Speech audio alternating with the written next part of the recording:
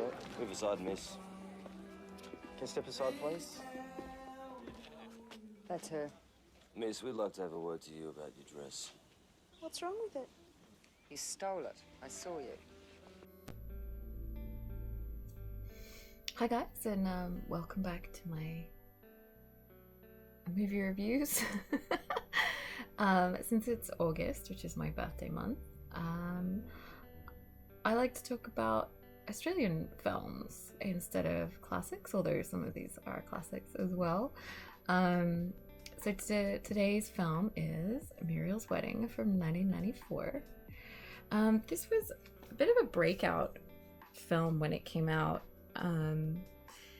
The director is PJ Hogan, and he went on to do Muriel's Wedding and The Dressmaker, and it starred Toni, Collette, and Rachel Griffiths, who have both gone on to big, wonderful things. So it's the story of a girl called Muriel. She's growing up in a little town in Australia called Porpoise Spit, which is not a real place. But she has no friends, no life, and she just daydreams about getting married and listens to ABBA. She's just obsessed. So one day she kind of gets sick of it all and breaks free by stealing her parents' money and going on an exotic trip. She's kind of hoping to find love and make some kind of a point, but instead she makes a best friend and starts to find herself.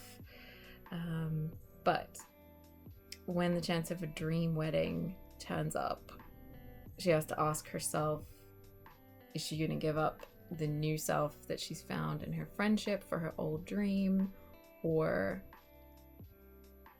is she going to keep pushing into this new life she's starting to create for herself?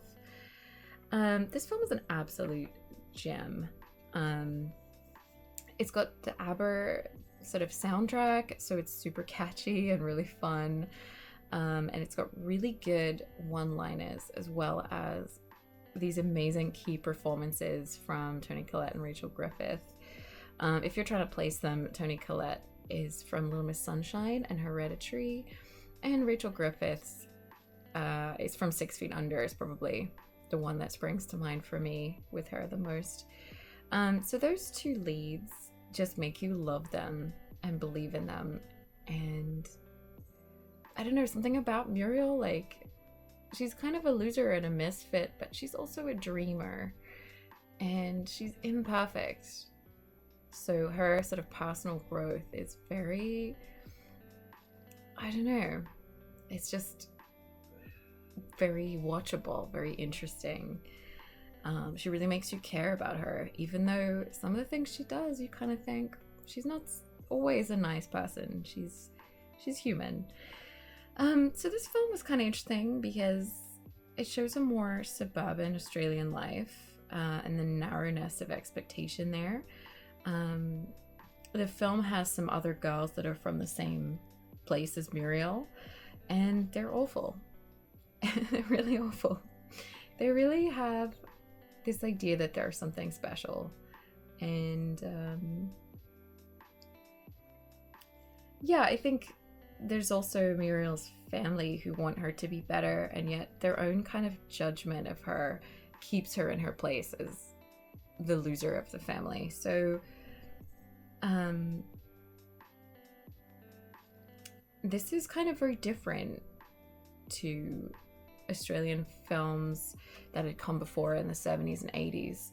So those films had more of a focus on historical things or classic Australian literature. So if you think of like Gallipoli or The Man from Snowy River, things like that,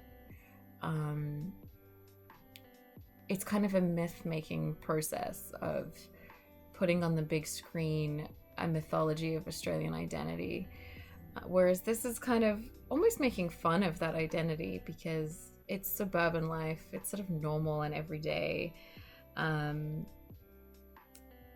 Yeah, it's much smaller. It's not epic. And also the key relationships and the key characters are female here. Whereas in a lot of Australian films, there's a focus on sort of male bonding and male friendship and sort of outback and landscape and that kind of thing. So you kind of see a little bit more of this humor and suburban life being shown in the 90s a little bit more. So it's kind of part of that. What I like about this movie, other than it just being really funny and entertaining, I like that what frees Muriel is not her escape into like making her daydream a reality. She does do that to some extent.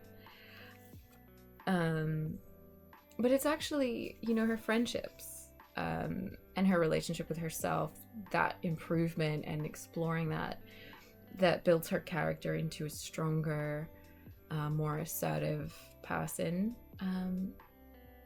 So I think that's something you don't always see in a lot of films, because the outcome is that the girl gets the guy of her dreams or whatever. And there's nothing wrong with those films, but I just think this is very, it's a little bit different. So, yeah, I think I've sort of mentioned that the film has some really great one-liners. The most obvious one from this film is the phrase, "You're terrible, Muriel," which was a huge kind of, everyone used to say that in the 90s. I think some people still say it to each other. And just the way it's delivered and those little moments is really funny.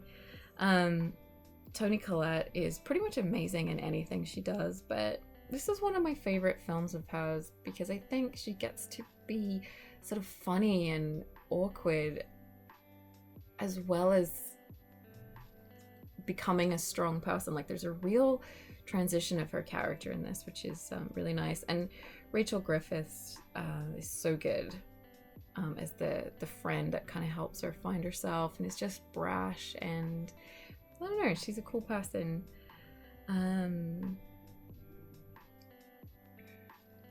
Yeah, so it's a much more down-to-earth kind of a film.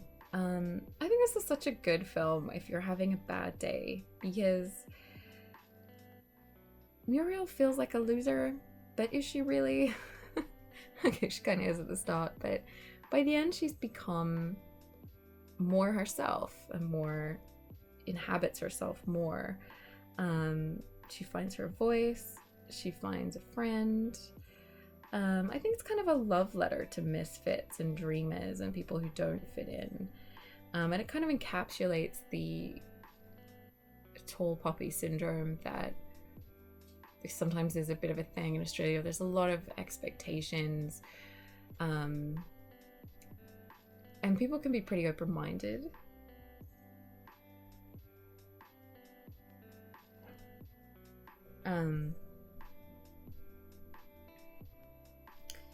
But there is a sense that if you stand out or if you do too well in Australia, you get cut down, and there's a little bit of judgment. So as much as there's a sense that people around Muriel kind of like, oh, you're a loser, you should be something else, they actually, like, through their own judgment, don't really allow her to be anything else. They kind of keep her in that place.